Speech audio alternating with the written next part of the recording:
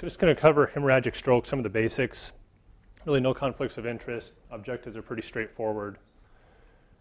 When you look at stroke, like Dr. Franco said, it's really a cerebral vascular accident, so a blood vessel problem. That could be a blockage of a blood vessel or a bleeding problem. That could be the brain, spinal cord, retina. And with stroke, it's anything over 24 hours. Less than 24 hours, you think of it as a TIA. What we're going to focus on is intracerebral hemorrhage. It can be silent cerebral hemorrhage or subarachnoid hemorrhage. We'll talk briefly about AVMs, and then, of course, the ischemic stroke like Dr. Franco talked about. So the two groups, like you said, about 85% of strokes are ischemic, about 15% hemorrhagic. Now, ischemic can progress to hemorrhagic over days, but that's kind of a whole different deal.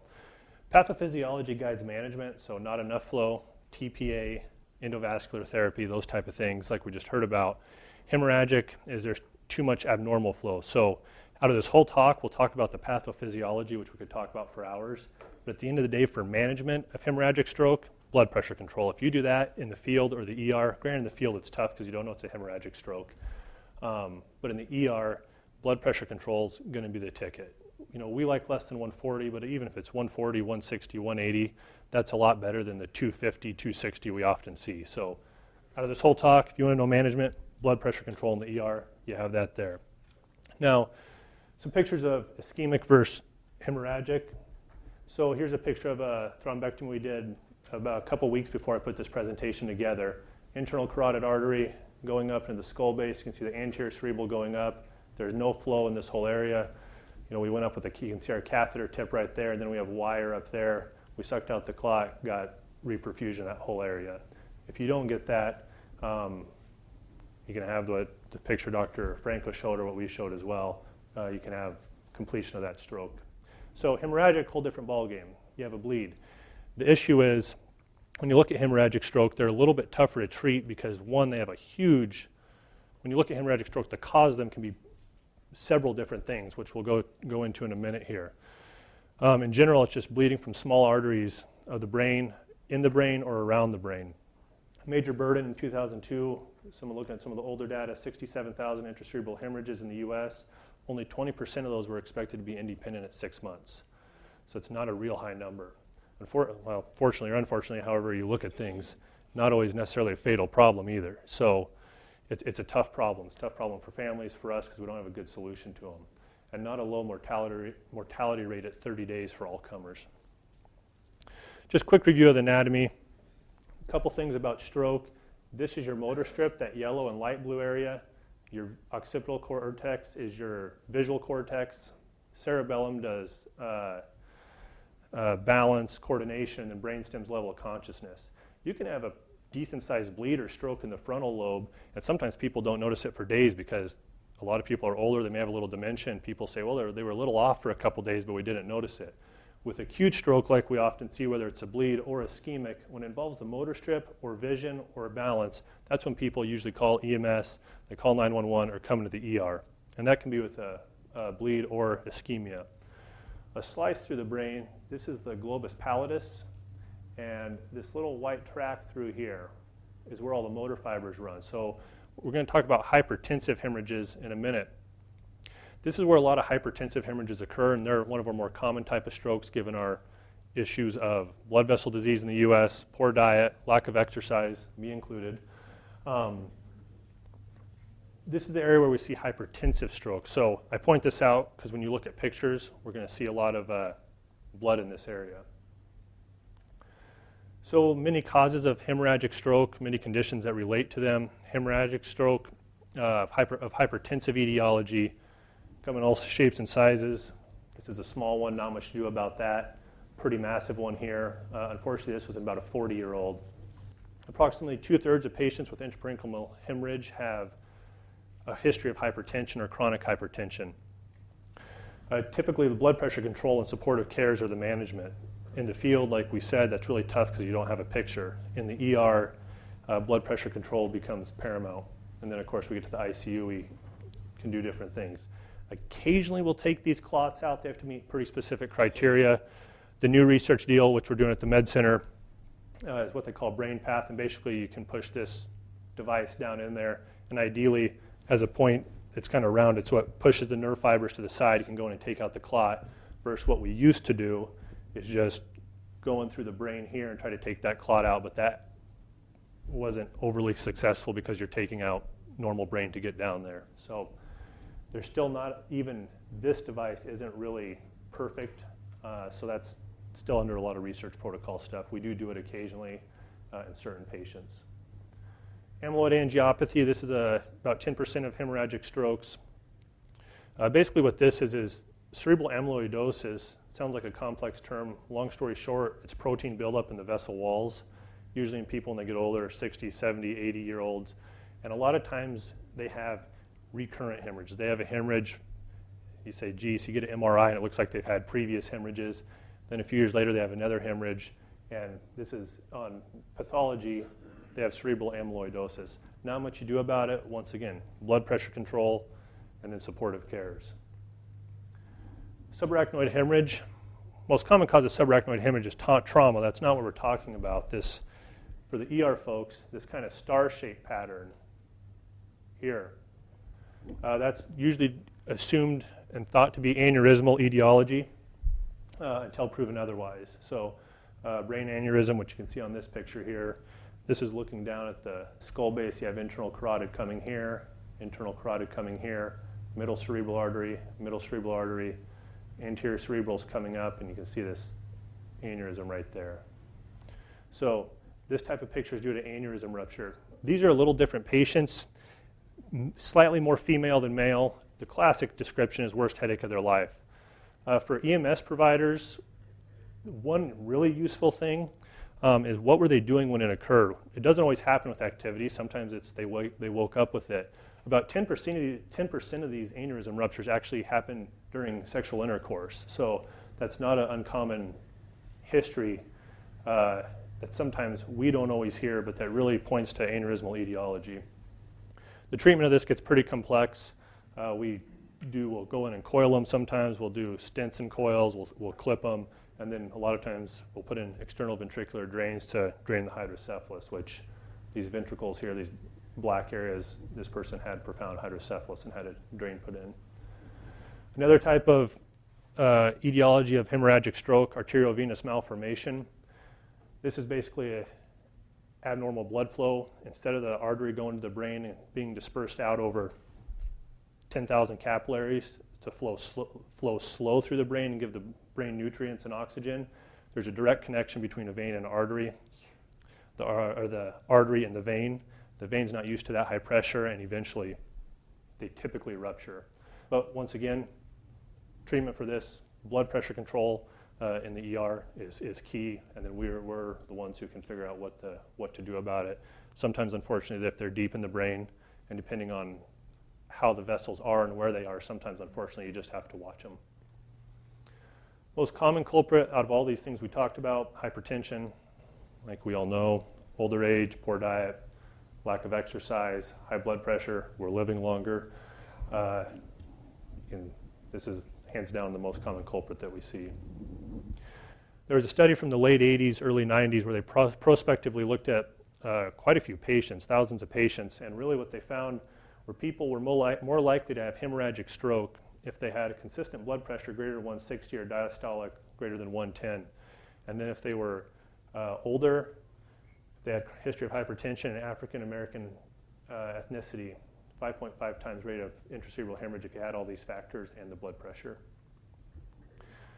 Small branches are what are thought to be the point of the talk is pathophysiology. We don't 100% know, but we sure think it's the small vessel branches in the brain. Similar to the heart, having heart disease as we get older, those blood vessels are small, they get a little bit of disease, and they can't tolerate the high blood pressure, and eventually they rupture and can cause a small stroke. So that's what that's what most people call the etiology of these hypertensive hemorrhages.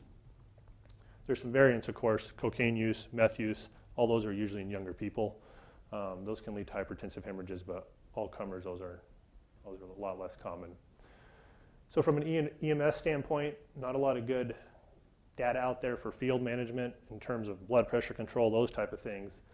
ABCs, like Dr. Franco talked about, Maintain an appropriate blood pressure. Like you said, 220 if you think it's a stroke is very reasonable. 250, 260 probably needs treated. Blood pressure in the 60s or 70s probably needs treated. Compared to ischemic stroke, where a lot of patients have their symptoms, onset of symptoms, and then they kind of stay that way. Sometimes they may get a little better. Hemorrhagic stroke's a little bit different player. About 20% have a decrease of their GCS by 2 points by the time they get to the ER. Another 20% have continued deterioration after they get to the hospital. Probably due to high blood pressure, if that's the etiology. Could be due to other things, pressure from the hemorrhage, but that's a little bit different player compared to the ischemic folks. Initial evaluation of suspected stroke, once they're stabilized, and a lot of this can come from the ER folks or at the scene. It's really challenging to determine if it's hemorrhagic or ischemic without a picture, because the areas of the brain that are involved, like we talked about earlier, this is going to affect that basal ganglia area, cause weakness on one side of the body. This stroke's going to be in that same area, cause weakness on one side of the body. So it's not always easy without a picture to really sort these things out. But it is good to know, well, when we first picked them up, they were a little weak on one side, and now they're comatose. Or, boy, if they had an ischemic stroke and had an event where they fell down, but now they're coming to, they could be seeing a little bit of improvement before they get to the ER. All those things are very useful for us once we come to evaluate them. Other things to pick up on the history and physical: time of symptom onset, anticoagulant use, hypertension history, medication, substance use. Common clues, as you know, blood pressure. A lot of times if you see them in the field, they have rapid symptom progression with hemorrhagic stroke, decreased level of consciousness. Some of the buzzwords we hear: worst headache of my life, or thunderclap headache. Subarachnoid hemorrhage is what we all worry about. You have families all the time say he has high blood pressure and will not take his meds, or they haven't been compliant with their meds. You think of hypertensive etiology. Same way, if you have someone who's been on Eliquis for AFib and they haven't been taking it for a week, then you probably think ischemic. Or if you have an older person who family says, oh yeah, they've been in the hospital for 2 or 3 times over the last 15 years due to these small bleeds they keep having in their head. Probably amyloid angiopathy is your most common player. The one that always I put on here, they've been doing cocaine again. We never hear that, although, I think it's when it's a young person with a hemorrhage, usually I think drug use is hands down one of the most common ones, or aneurysm or AVM, but you never hear that one until you get a drug screen. You're like, oh, this makes perfect sense why that is spontaneous hemorrhage without an underlying etiology. Their blood pressure is in the 280s. So once in the ED, usually stat neuroimaging, typically CT is what most everyone uses, especially in Nebraska. Being from western Nebraska, there's not MRIs everywhere, or they're hard to get, nor do they have the protocol set up for acute stroke. So typically CT. High systolic blood pressure is associated with greater hematoma expansion, deterioration, and death or dependency after ICH. So management of these in the ED gets a little more not straightforward, and if you read the recent literature, it's even more confounding. So we know you have a hemorrhagic stroke, you're in the ER, CT proves it. Blood pressure, we like it less than 140. Now, that's once we like it that once they're stabilized, you give us a call, we say less than 140, get them up to the ICU. For the EMS, when you first get to the ER, 160, I'm totally fine with that. It's way better than 260. There's several studies out there that showed no difference in primary outcome, death or disability, when blood pressure was 140 versus 180 as the goal long term. Why we like 140, and this is more for the ER and ICU folks, is the secondary outcomes have a significant difference in the people who are less than 140 several months out. So secondary outcomes are things that families notice that we may not notice. We think, boy, you're moving your arms and legs, or you're able to walk with a walker, that's pretty good. But in terms of, they used to be able to balance a checkbook, now they can't. Or they used to be able to do various activities, play cards with their friends, now they can't do that. That's where the secondary outcomes come into play. And that's why currently the studies show less than 140 is better than 180. So that's why we have debates about that all the time with some of the medical folks. Probably still to be determined. Other things in the ER, obviously if they have a bleed and they're on Coumadin and their INR's 5, reverse it, get them normal. What's the goal? We like it normal, but not fully anticoagulated is ideal. And then admission to the ICU, where there's neuroscience, nurse and physician expertise, We have a few of those hospitals in the city, and those have been shown to have a lower mortality rate. Sometimes that requires transfer to another facility, especially if you're from smaller towns in the region. For EMS's role, I think patient stabilization is key. That's your guys' first link in the chain of events. This stroke stuff's really a team sport. You know, we do the endovascular stuff where we go take out the clots in the ischemic stroke. And while families always thank us, it's not us who recognized it. It's not us who got into the facility and not us who got the original scan. So it's really a team effort. And then post-stroke cares are huge. You know, we mentioned the hemorrhagic stroke. 20% are independent at 6 months with hemorrhagic stroke. So that's where we actually have the easiest role. We walk in every morning, say looks good or looks bad, and leave. And it's the nurses who do all that, and then the therapists. Blood pressure, really no definitive goals in the guidelines, especially for the EMS folks. Like we said, if it's less than 220, probably keep it, that's okay. If it's 280, try to get it down with something. Relaying key events that you observe at the scene to the ED providers is always helpful. And then transporting to an appropriate facility. I have no idea how all this works, but we do see people who are sent to facilities in the city who are suspected of having a stroke. And I'm not saying this as EMS, sometimes it's a facility transports them or those type of things. And then by the time they get to us for, especially the endovascular stuff, 2 or 3 hours later, you've lost 2 or 3 hours of critical window. So I know ER folks here, Med Center, we're always happy to take calls and see any of these patients that you have any concerns about, because it's not always easy to delineate what's going on, and time is of the essence. So in closing, we talked about the various conditions resulting in hemorrhagic stroke, most common hypertensive, but aneurysmal, AVM. There's a whole amyloid, there's some other things, sinus thrombosis, there's a whole list of things. We talked about pre-hospital stroke management, which is really patient stabilization and get them to an appropriate facility. And then once they get to the ER, once it's confirmed they have a hemorrhagic stroke, blood pressure control, give us a call, we're happy to help, and then go from there.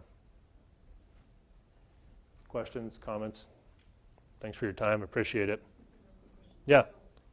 Hemorrhagic strokes, you want to control the blood pressure. Ischemic strokes, you want to lower the blood pressure. You haven't had a CAT scan yet. You're in a small town, and you, without the obvious, well, it's the worst headache of my life, or they're vomiting, or they're deteriorating. How do you know? Yeah, I would say just keep it less than 220, because based on the numbers, ischemic stroke is going to be your player. At that point, it's a numbers game. And that's where we try to be pretty careful with the family saying, boy, we need their blood pressure control. And they say, well, the outside facility, is letting it 200s. And you say, well, that's because we have the ability of hindsight's 20/20. So I think I would say less than 220 would be the goal. You agree, Dr. Franco? Ischemic strokes got to be about 85% of the strokes you see. And again, I think there's no way to make that an easy decision. Yeah, that's a tough. I think that's just a numbers game, unfortunately. Other questions, comments? All right. Thank you all for your time.